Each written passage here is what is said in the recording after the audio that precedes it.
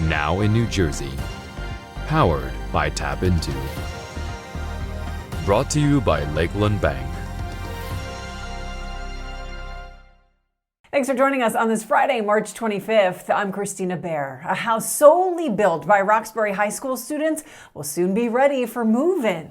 According to TAPinto Roxbury, the house project being done solely by Roxbury High School students in the structural design and fabrication class in partnership with Habitat for Humanity is the largest community service project that the school district has ever undertaken. The work began in 2020, and the teacher leading the effort says the two-piece modular home will be moved May 19th from the school in Succasunna to a lot in Landing and should be ready for a family by September. The Maplewood Library is getting a green and futuristic facelift. The architects for the upgrade presented the overview of the final design plans for the main library, which has not been updated since 1969.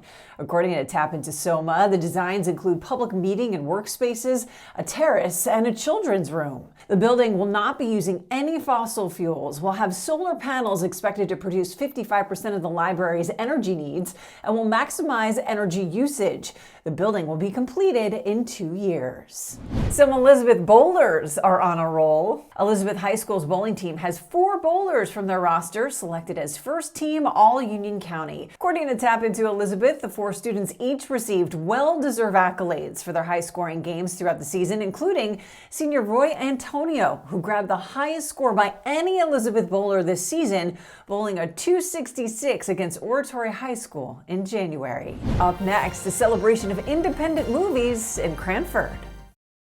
My name is Kristina, and I just recently purchased a home.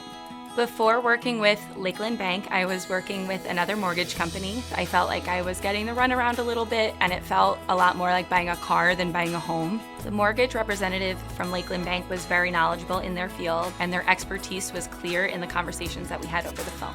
The home buying process can be very stressful and difficult, and I felt very confident with Lakeland Bank, knowing that I could trust them and that they would be with me every step of the way. Welcome back. Independent movies are back in Cranford. Moviegoers filled the seats of the Cranford Theater for the 20th anniversary of the Garden State Film Festival. TAPinto publisher Jennifer Glacken says that this is the second year the theater has hosted the festival. Cranford Theater had, at the time last year, wasn't open for regular moviegoers, regular theater goers at the time, but they opened just for the film festival before opening for the theater. And it was a much smaller crowd. It was a different kind of vibe. They had like an afternoon one at the time. But it was nice. I pulled up, I parked, and I'm walking across the street, and you just see the lobby filled with people.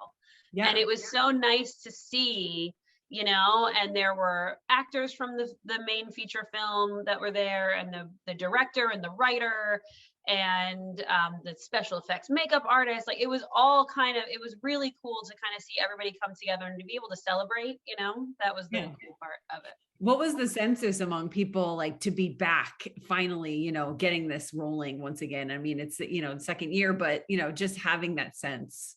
Yeah, I mean, it was so nice. I mean, I know that the theater owner and then the film festival folks were all like, wow, this is great. This is a good crowd. This is exciting. I know the filmmaker, he was the director, the producer, and the screenplay writer, Tom Ryan.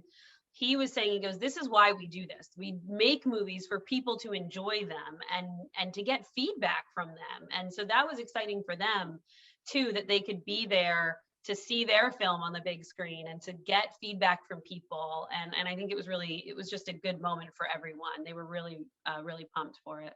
You know, it was hard for them during the pandemic. They opened a drive-in downtown, which was really cool. So yeah, the Cranford Theater is really trying hard to bring people back. And they had other movies running there as well. They had the Batman was running, and they had the Godfather. They're running that because a lot of people in this generation haven't been able to see that on the big screen. So they were running that in conjunction with the film festival. So it was kind of nice to just see people enjoying coming in again. The Garden State Film Festival will continue throughout the weekend with more screenings around New Jersey and special events. For more information, head to the article at TAPinto Cranford. To receive your local news from TAPinto in your inbox every day for free, sign up at tapinto.net/enews. Thanks for joining us. This has been Now in New Jersey, powered by TAPinto, sponsored by Lakeland Bank.